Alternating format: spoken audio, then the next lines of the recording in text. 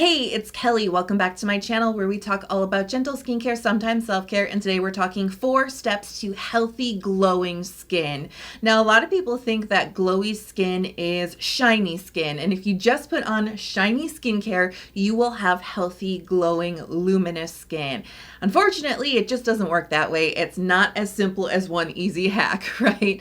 It is a more complex process, a more holistic process, if you will, and there are multiple steps to achieving healthy, glowy skin. So today I want to share with you those steps. How do you achieve that luminous, lit from within glow? How do you get that even complexion, and how do you get that shiny, bright appearance to your skin? We're going to be covering it all today. You don't have to slather yourself in Vaseline to achieve it. So if you're so ready, give the video a big thumbs up and let's jump into those 4 steps. Step number 1, work on the health of your skin from the inside out. It is so important that you don't just focus on what you put on top of your skin, but also how we're treating our body and how we're nourishing our skin from the inside out. And this is why I put this as step number 1. This is the first thing that you need to really nail and achieve in your skincare routines if you want healthy, glowing skin. Because if you're just putting shiny skincare on top of a dull complexion, right, it is not going to be glowy and healthy, right? It's not going to be luminous. So this is the very first step. Dull skin is likely a sign that your skin's just not quite getting what it needs. So first and foremost, the skin barrier, also known as the moisture barrier. I do talk a lot about this here on my channel because until I really tackled my moisture barrier health and really strengthened it and kept it healthy for a long time, I wasn't super duper achieving the things I wanted to in skincare. You know, a weak or damaged moisture barrier can definitely contribute to dehydration within the skin, which can lead to your skin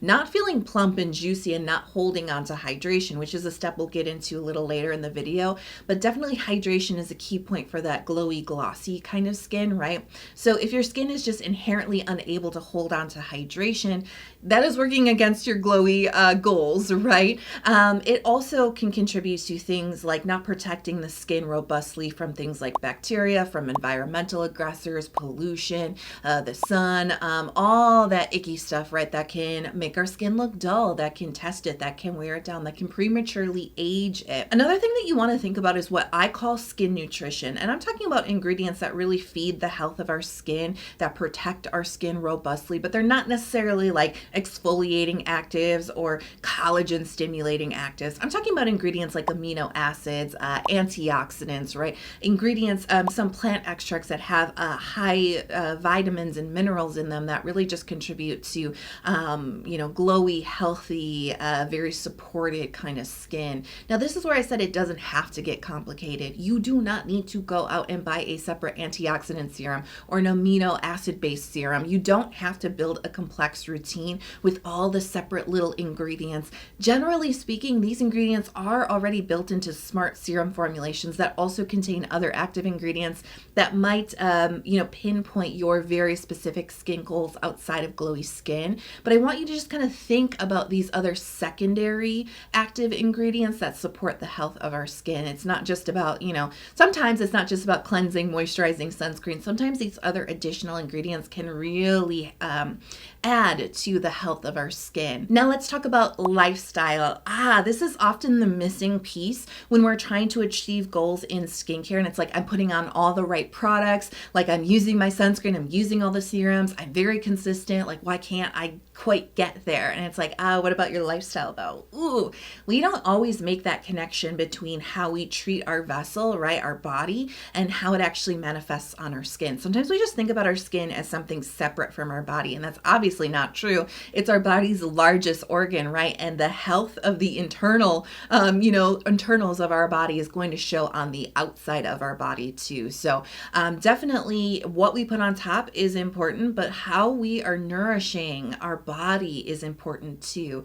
I don't give a lot of specific lifestyle tips. Like you'll never hear me say don't eat dairy because that is not going to be a hard and fast rule for everybody. No, don't ask me for those tips because your body is different than my body. The way that I respond to things and how it manifests on my skin is going to be different for you. We all have different needs, right? Our bodies are unique. Our life is unique. What we can access, our location, right? Our economic like situation is unique and different for everybody. And so you'll never hear me say these like specific types of tips of like what you should or shouldn't eat. You have to figure that out for yourself. What I'm encouraging you to do is to do that, to find that out. You know, like if you're not eating a nutrient rich diet, like you probably already know that. You're probably already in tune enough to understand if you're getting the right things for your body already. It's just a fine tuning process about like just kind of, you know, paying a little bit more attention for a while and seeing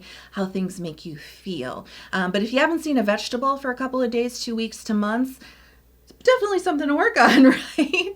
If you know you're not drinking enough water, if you know that your body, not your skin, right, but your body is dehydrated, definitely work on getting more of that beautiful hydration into your body. If you're not sleeping enough, please work on that. That affects how our skin looks.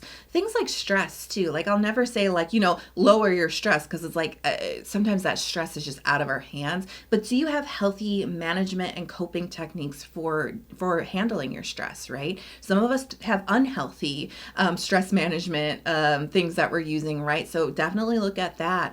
Definitely take a look at, like I said, your vices, right? Maybe you are putting some things into your body that you know aren't good for you.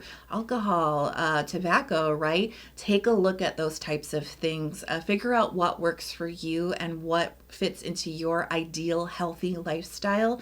But please do know that how you're treating your body is going to show up on your skin and is going to impact how your skin glows, right? That is why I'm always emphasizing self-care in addition to skincare. Step number 2, work on a bright complexion. So with step number 1, we've really addressed more of a dullness within the skin, but with step number 2, we are more addressing some things like unevenness, sun damage, hyperpigmentation left over from acne, you know, stubborn dark marks, or we're talking about redness, right? Anything that's kind of interfering with the glow. I cannot tell you how many times I've been complimented on my skin, and I'm talking about not here on YouTube, not on Instagram, not as part of our community that we've built here, right? But I'm talking about like out in the wild, strangers who know nothing about me. They don't know what I do.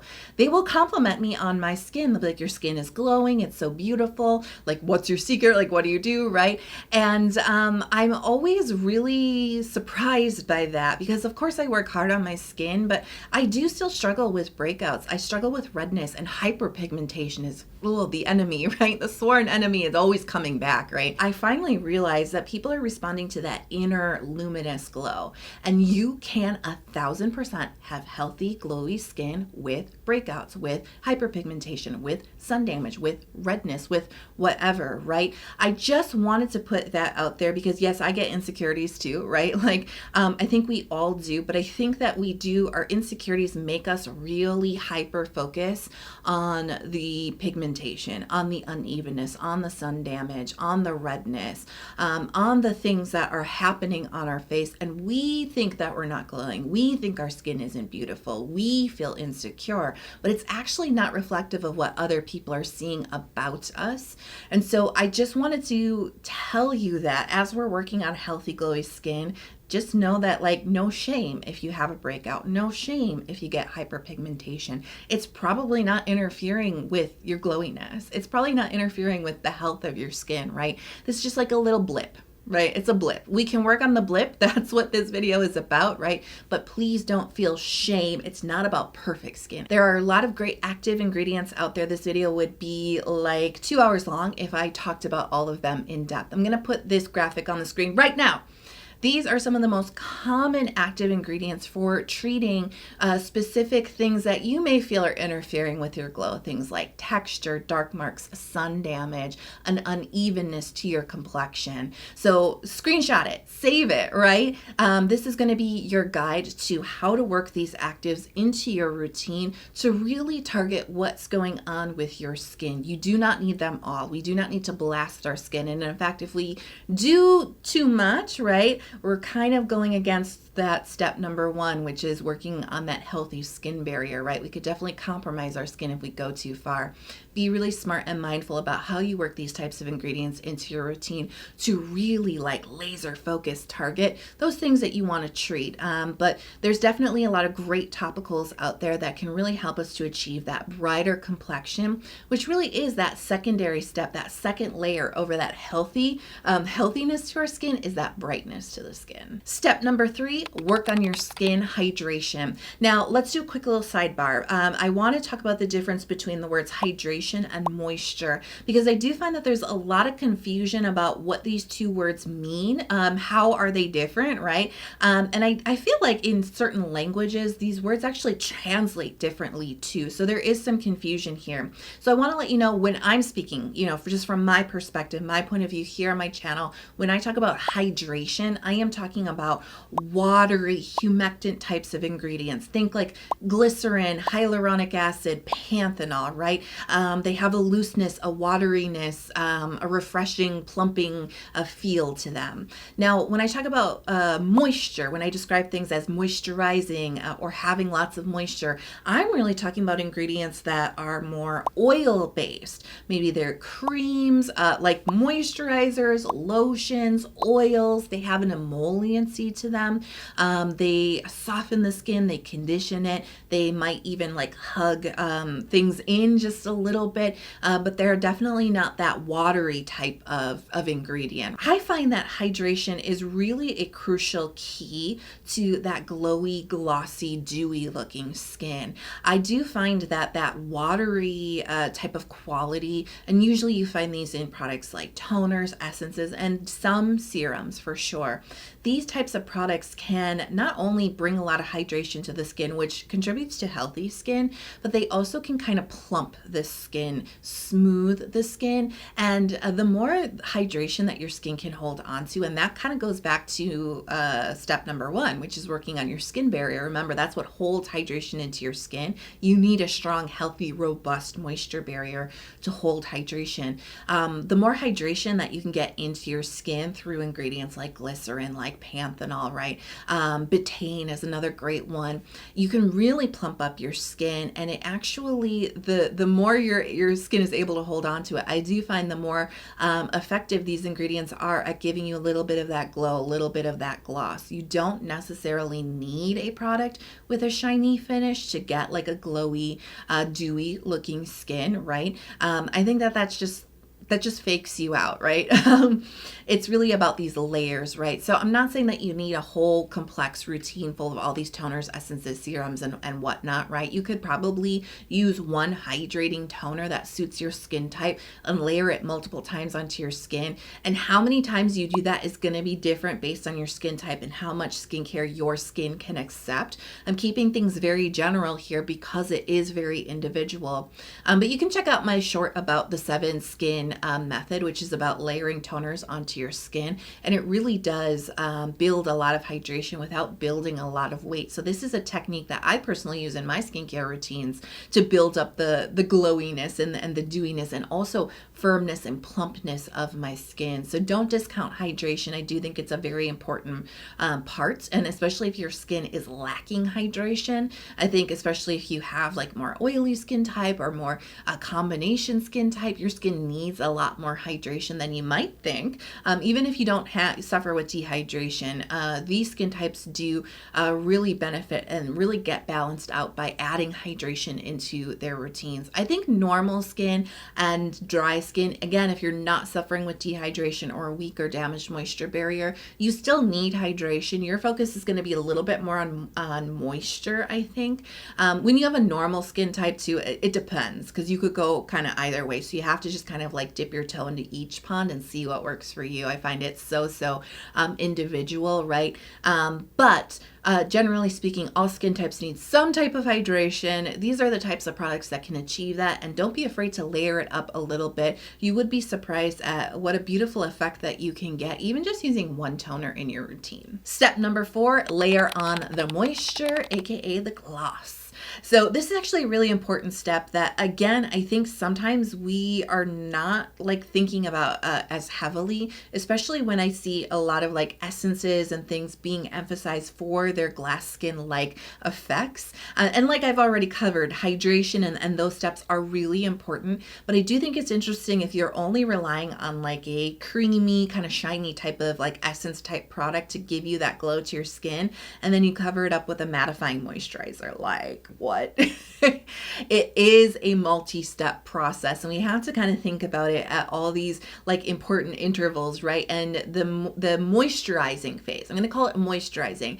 Generally, I am referring to your moisturizer, your cream, or your lotion, right? But this can also include other types of products like oils or even our sunscreens, these final types of products that we put on last. This is a really important, especially if you want that, like, I didn't even use a highlighter and yet my skin is like bouncing the light off, right?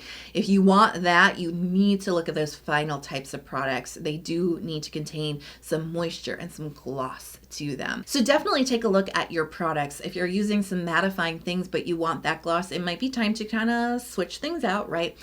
If you have a moisturizer that you absolutely adore, right, but it's not quite giving you that gloss effect, I would suggest actually just finding a facial oil and mixing in a drop or two. You don't need much. Just mix it right into your moisturizer in your hand, right? And then apply that to your face. This does so much.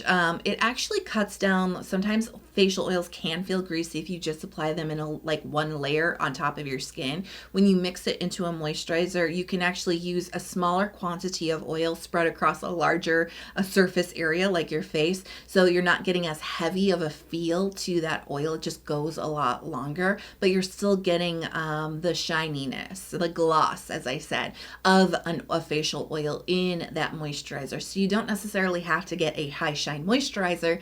Find a facial oil that suits your skin type, mix that in, and then all of a sudden that somewhat mattifying moisturizer really kind of makes your skin really dewy and very glowy in a very subtle but beautiful type of way. So hopefully these steps give you all the tools you need to achieve your healthy, glowing, lit from within, luminous glass skin. It's not just about one product, but it's about how we put it all together. I hope you enjoyed today's video and tips. If you did, please, I would be so honored if you'd hit subscribe. If you haven't come and joined our skincare community yet, I do post a lot here on YouTube. I do long form videos, I do product reviews, I do tips, I do shorts, I do a lot. So definitely turn on notifications so you're never out of the loop. And I am curious, how do you achieve that glossy skin? Or are you all about that matte skin? Let me know in the comments below.